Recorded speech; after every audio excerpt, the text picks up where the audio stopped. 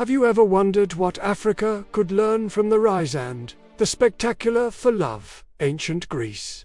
It's a comparison that might seem strange at first, but stick with me, because the parallels are striking, and the lessons are incredibly powerful. Let's travel back in time, over 2,000 years ago, to the shores of the Aegean Sea. When we think of ancient Greece, we often picture a single, unified empire, but that's not the whole story. For centuries, Greece wasn't one nation. It was a fragmented collection of powerful, independent city-states, or poleis. You've heard their names: Athens, the cradle of democracy and philosophy; Sparta, the ultimate military machine; Corinth, the wealthy trading hub. Each one was a powerhouse in its own right, fiercely proud and fiercely independent. And what did this independence lead to? Constant conflict. The Peloponnesian War, a devastating decades-long struggle between Athens and Sparta and their allies, is just one famous example. These city-states were constantly at each other's throats, vying for dominance, for resources, and for glory. They were locked in a cycle of rivalry and suspicion. Now, here's where it gets interesting. Despite their endless wars, these city-states shared so much in common. They spoke the same language. They worshipped the same pantheon of gods on Mount Olympus. From Zeus to Athena, they shared a rich tapestry of myths, legends, and cultural traditions. They even came together for the Olympic Games, a sacred truce where athletic prowess replaced military might. They were, in essence, one people divided by politics. Sound familiar? Think about the African continent today.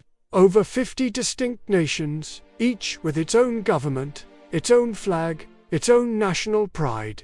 And just like the Greek city-states, there are rivalries, border disputes, and economic competition. Yet, across these borders, there are deep, unifying threads. Shared histories, interconnected cultures, linguistic families that span multiple countries, and a collective spirit of resilience and creativity. From the art of Benin to the philosophies of ancient Egypt, Africa shares a profound heritage. So, why couldn't the Greeks unite? The answer is simple, yet tragic: pride and rivalry. Each city-state believed it was the best, the strongest, the one destined to lead. Athens thought its democratic ideals and cultural supremacy made it the natural leader of the Hellenic world. Sparta believed its military discipline and unyielding strength gave it the right to dominate. This internal division, this inability to see the bigger picture beyond their own city walls, became their greatest weakness. It was their Achilles heel.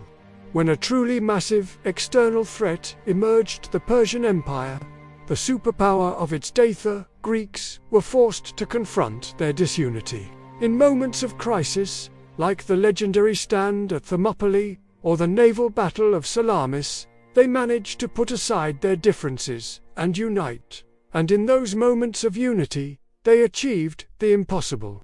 A small, divided collection of states managed to repel a vast, seemingly invincible empire. And what happened after? When they worked together, even loosely in leagues like the Delian League, they entered a golden age. This was the era that gave the world the Parthenon, the philosophies of Socrates, Plato, and Aristotle, the plays of Sophocles, and the foundations of democracy and Western science. Their collective genius, when even partially united, changed the course of human history. But the unity didn't last. The old rivalries crept back in. The Peloponnesian War tore them apart from the inside, leaving them exhausted and vulnerable. And when the next great power, Macedon, under Philip II and his son, Alexander the Great, rose to the north, Greece was too fractured, too tired of fighting itself, to resist. The proud, independent city-states fell one by one. Their failure to maintain unity was their ultimate downfall. Now, let's bring it back to Africa. The continent is a treasure trove of human and natural resources. It has the youngest, most vibrant population on the planet. It is home to booming tech hubs, incredible artistic movements, and brilliant minds pushing the boundaries of science and innovation. The potential is immense, undeniable. But, like ancient Greece, internal divisions often hold it back. Trade barriers between neighboring countries can be more difficult to cross than oceans. Political rivalries can stifle regional cooperation.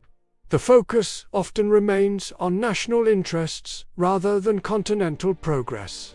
Each nation, like a modern-day Athens or Sparta, is focused on its own path, sometimes forgetting the immense strength that lies in collective action.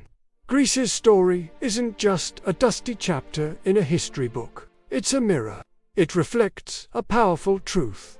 Division, fueled by pride and rivalry, is a path to vulnerability. Unity, even when difficult, is the path to greatness. Imagine, just for a moment, what Africa could achieve with a level of unity similar to what the Greeks found in their golden age. Imagine a continent with seamless trade, where a business in Lagos can sell its products as easily in Nairobi as it can in Accra. Imagine unified infrastructure projects, high-speed rail connecting Cairo to Cape Town, a continental power grid sharing renewable energy. Imagine African universities collaborating on groundbreaking research, pooling their intellectual resources to solve the continent's most pressing challenges. Imagine a united African voice on the global stage, negotiating trade deals and climate policy with the collective weight of over 1 billion people. The power would be transformative. The world would not just listen, it would have to. Africa would shift from being a continent of potential to a continent of power, a global leader in culture, technology, and governance. The lesson from ancient Greece is not a complicated one, but it is profound. Don't wait for an external crisis to force you to unite. The Greeks united to survive, but they fell apart when the immediate threat was gone. The real challenge, the real opportunity, is to build unity as a proactive choice, as a foundation for shared prosperity. To build bridges, not walls. This isn't about erasing national identities, any more than being Greek erased the identity of being an Athenian or a Spartan.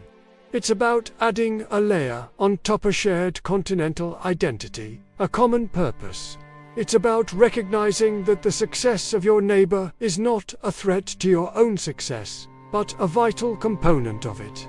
A rising tide lifts all boats. The world today is not waiting for the divided. It's moving fast. The challenges we face, from climate change to economic inequality, are global in scale.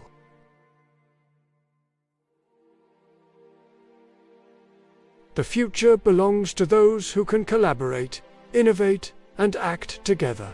Africa stands at a historic crossroads, much like Greece did thousands of years ago. It has the culture, the people, the resources, and the spirit. The final, crucial ingredient is unity. By learning from the triumphs and the tragedies of the past, Africa can choose a different path. It can avoid the pitfalls of division that led to Greece's downfall, and instead harness the collaborative spirit that fueled its golden age. The story of Africa's future is still being written. Let's make it a story of unity, strength, and unprecedented achievement. If this idea resonates with you, if you believe that learning from history is the key to building a better future, then please support the conversation. Hit that like button, share this video with someone who needs to hear it, and subscribe to our channel for more content that challenges us to think differently about the world. Thank you for watching. Let's keep turning the lessons of the past into the power of the future.